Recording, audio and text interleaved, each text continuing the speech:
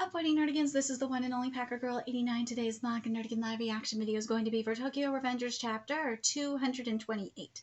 And because this is my first live reaction for this series, and yes, I'm finally covering this series, I'm going to give you my thoughts on the series so far and then dive right into 228. But before I do that, let me remind you to hit that like, share, and subscribe buttons. And because, of course, this channel, let alone this video, are not sponsored. And if you love what I'm doing and want to help me get off this nonstop high-speed struggle train into chaos, feel free to hit up my Cash App and PayPal. Those links are in the description box below. I've been meaning to cover this series for a while now. I tried to cover this series several times, and because of placement, based on the structures of the chapter, it just never worked out. But I'm finally doing it. .com. But obviously, you guys know what the series is about. I don't need to explain it. But I will say this about, this final arc I really want to discuss. I really do like how this final arc is structured. I love that it's Mikey, that my husbando Mikey. I love Mikey. It's my favorite character. That brought Takemichi back into the past. I love it. I love that we're in the high school years. I love that we got some of the original dragons back up in here. Was the other thing I have to mention. Oh my god, I have to mention, of course, Dragon's Death. Dragon's Death was written perfectly. I love that Emma came and got him. It was beautiful. And this gang war that we're in right now is everything. I love it so much. And of course, one of the gang leaders, and the gang that we're in, is a girl. I love her too. And let's be real, we're going to be in a love triangle. And I love it. Love it. Love it. Anyways, we got the backstory of one of the gang leaders. And he, similar to actually Top in Undead Unluck, he is Brazilian. And he came up in the slums. And he is a badass motherfucker. He is. And I love it so much. Let's get to this chapter, see what's in store for us this week. Here we go. The legendary duo takes on South as the battle goes on. 40. Let's go. 40. Yes, I forgot we have the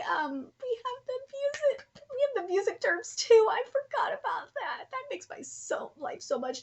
We're dude saying forte to he's increasing the power of his punch.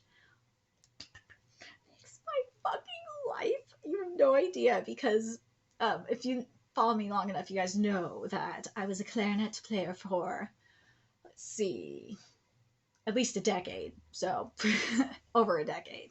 So anyway, now let's get to this. And this chapter is titled Beat Hell Out of. Ooh, let's go. This art looks good. And the best way, I swear, this art really makes me think of Fire Force in terms of character designs. I'm sorry, it does. Ooh, yeah. And by the way, also I have to mention this too. As I'm looking at the the fighting. For those of you that don't know, the live action adaptation of Tokyo Revengers is the top grossing live action adaptation in Japan this year. So, ooh. Something we gotta look out for. We gotta try and find. Dude, this movement is beautiful. It is beautiful.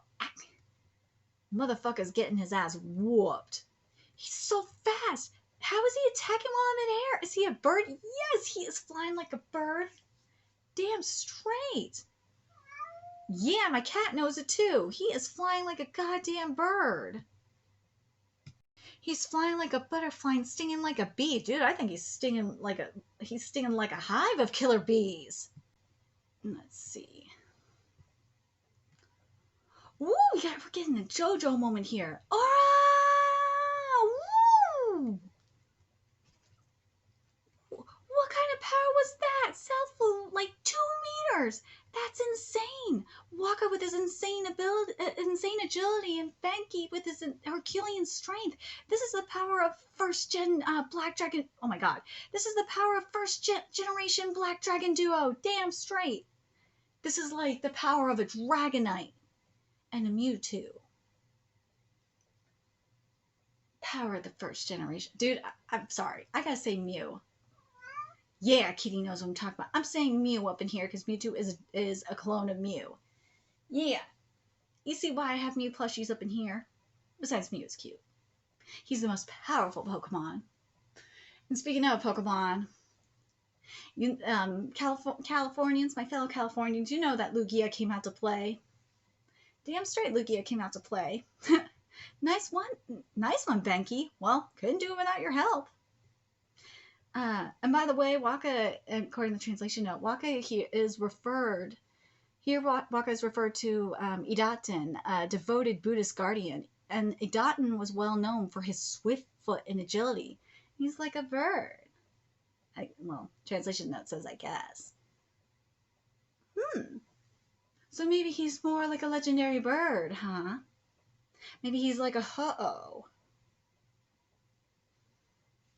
Or, it is raining, so maybe he's more like a Lugia. Dude, what is with Lugia this week? You good with this, Mikey? Seems like this... Yay! Seems like this battle is gonna end as a Brahmin's victory.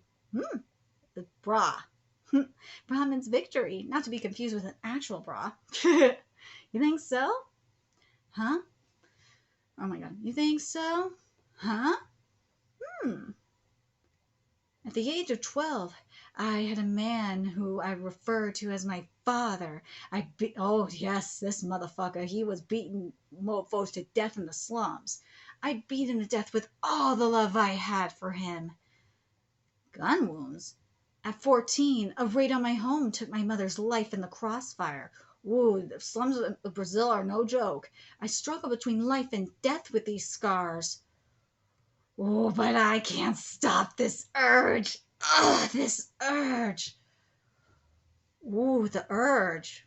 Ooh, the urge to purge. The urge.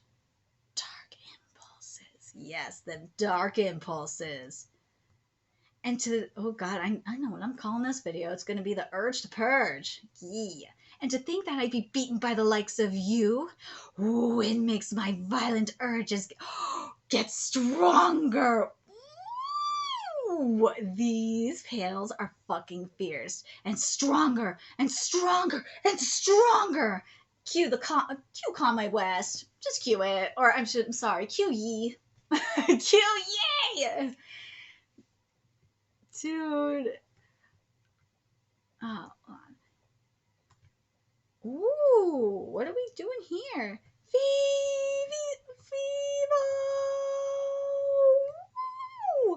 Thanks to these urges of mine, I've come to love violence. Mikey, you get me, don't you? The legendary duo both taken out. You monster! Oi, Senju? There's our girl! I'm sorry, Waka, but I can't just stand and watch. I'll deal with you myself. Take down the patriarchy! Go! Veggie! Yes! The showdown begins. I am ready for this. I'm ready for my girl to fuck shit up. Oh, damn straight. She gonna show motherfuckers what taking down the patriarchy is like. I'm ready. I'm ready for this. You know what? I'm kind of happy I'm starting on this chapter. I am. Probably should have started when Draken died.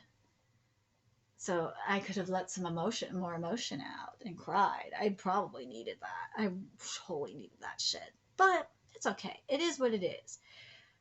We're here. We're covering this. And damn, I am stoked.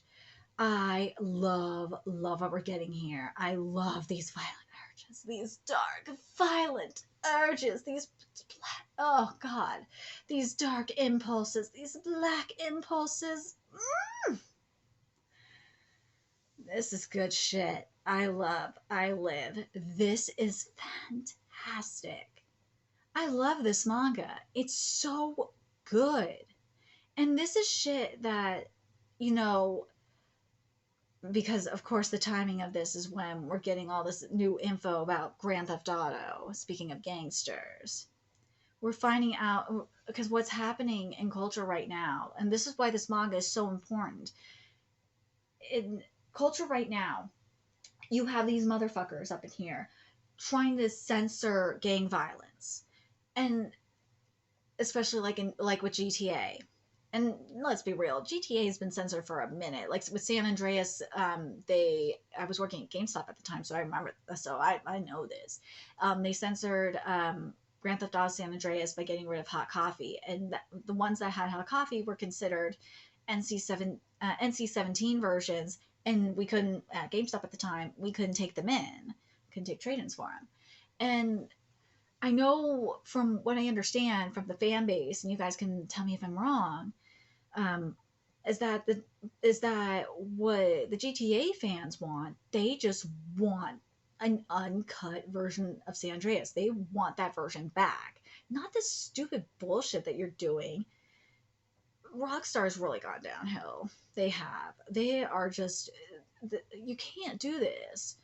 Well, they can and they are, but just in general, you can't censor gang violence like this when it's really happening on the streets. It's not. What do they think it's going to do? Stop gang violence happening on the streets? No. And then something I heard that was going on with the anime adaptation. I don't know if this was happening um, on Japan's end. I don't know. You guys can let me know in the comment section. But here, from what I heard, when it was streaming on Crunchyroll, or if it, when it, is that the actual, manji sign that looks like a swastika, that looks like a swastika because before, the Germans used it for their shit. It was actually a East Asian symbol. It's a Buddhist symbol.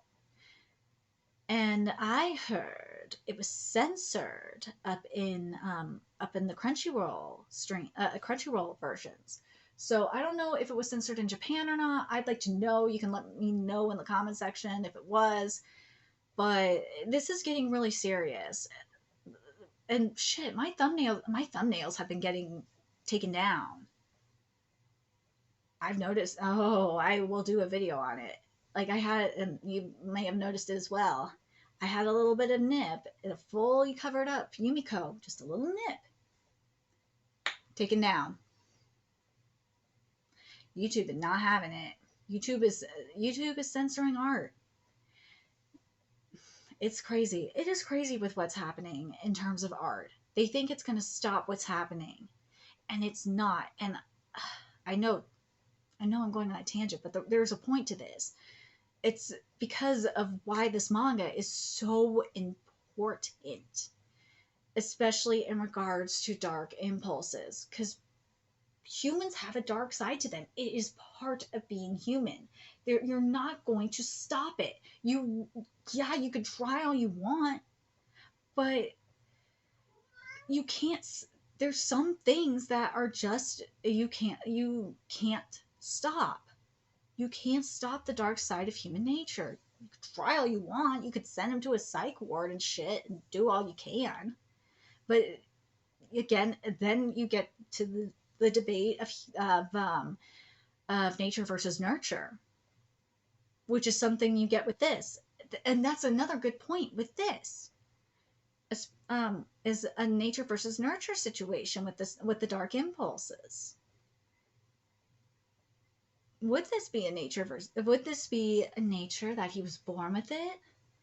Or do you think because of his upbringing in the slums, would this be a nurture thing? I'm curious what you guys think in regards to that. Do you guys think that it is? I think with dark impulses, based on what we've seen, it just depends. You can't generalize it like that. It just varies from person to person. It does, based on what we've seen in research, in medical research. It just varies from person to person. It's scary, but yeah, it's a hard reality. But like when it comes to like a gangster lifestyle, sometimes it's kill or be killed, and no one wants to face that reality. Anyways, I'm very curious what you guys think. Do you guys think this urge is more of a nature versus more of a nature thing, that they're born with this urge to kill? Or do you think this is more of a nurture thing based on, like, for example, like what we have here, where about like like being in the slums, where it's like a kill or be killed situation? Let me know your thoughts in the comment section below, and remember to like, comment, share, and subscribe to Nerdigans Inc. if you love what I'm doing and want to help keep this channel alive and kicking, so I can keep bringing you more Tokyo Revengers content. There's a few ways you could do that. You could donate to my Cash App, PayPal, Patreon, purchase something on my Amazon wishlist. All that's in the description box below. Also, make sure you follow me on Twitter, Twitch, Discord, friend me on PlayStation Network. That's in the description box below as well. Till next time, Nerdigans, I'll be seeing you later. Bye.